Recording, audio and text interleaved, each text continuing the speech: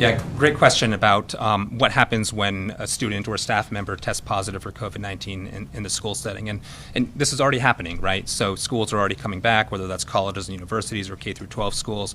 And just to be clear, I think we expect students and staff to be diagnosed with COVID-19 and to have been in the school, right? So this should not be a surprise or cause significant fear when people look on the data dashboard, for example, and see that there's someone with COVID-19 in their school. With each and every case, we are notified of each and every person diagnosed with COVID-19, whether that's from the laboratory directly that diagnosed someone, or the provider, or even from the school, which there's always the possibility a school may hear about someone with COVID-19 before us, and the school reaches out to us. We will work very closely with the school for anybody that has been diagnosed with COVID-19 and in the school setting to identify who has been in close contact, right? Close contact being within 6 feet of someone for 10 minutes or longer. Just because someone is identified with COVID-19 who has been in the school does not mean that an entire class or even an entire school needs to shut down. We will work with the school to identify who was in close contact with that individual. We will reach out to the people affected and have them quarantined so that they're out of the classroom setting in the event that they come down with COVID-19. And then the other thing to add is that anybody who's been in close contact to someone with COVID-19, we are recommending testing for. There's been a lot of discussion around that at a national level. New Hampshire continues to recommend that people in close contact with someone diagnosed with COVID-19 get tested so that we can rapidly identify early infection before someone may develop symptoms. And so that process is playing out right now.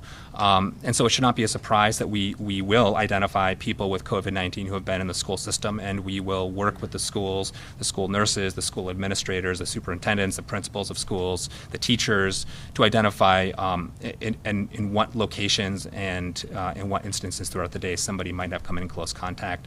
We will have those people, pulled out of school, quarantined at home, tested, and try and maintain normal school operations otherwise.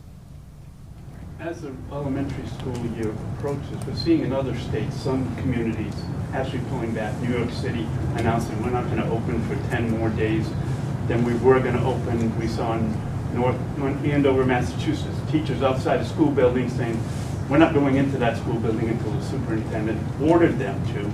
Are you encountering any of that here in New Hampshire? That is to say, school boards or school districts feeling not quite ready for the start next week when most come back?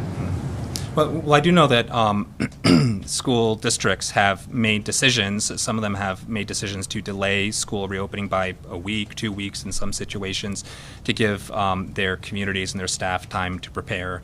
This is a decision that I think local school districts are making. We are attempting to support them the best that we can. As I mentioned, we worked with the Department of Education to help put in guidance that we thought was protective for schools with the K through 12 grades, K through 12 back to school guidance. That still is out there. That's still in effect. We've been having weekly calls with school partners, administrators, nurses, for the last 6 weeks or so, sometimes a call every week or sometimes a couple a week to try and address the questions and concerns that are arising on how to implement that guidance, how to troubleshoot problems that arise on the ground, just to be available to answer questions and concerns. So we're continuing to have those weekly calls. But ultimately, each school is in a different location, right? Different student population, different class sizes, different facilities, different ability to implement the various layers of protection.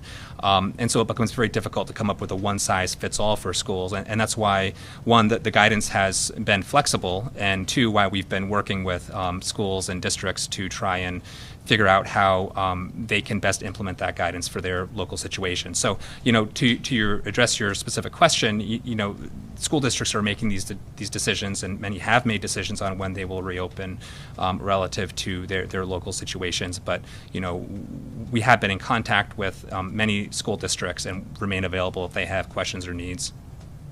Would you have the ability to close down a school, or would you defer to them?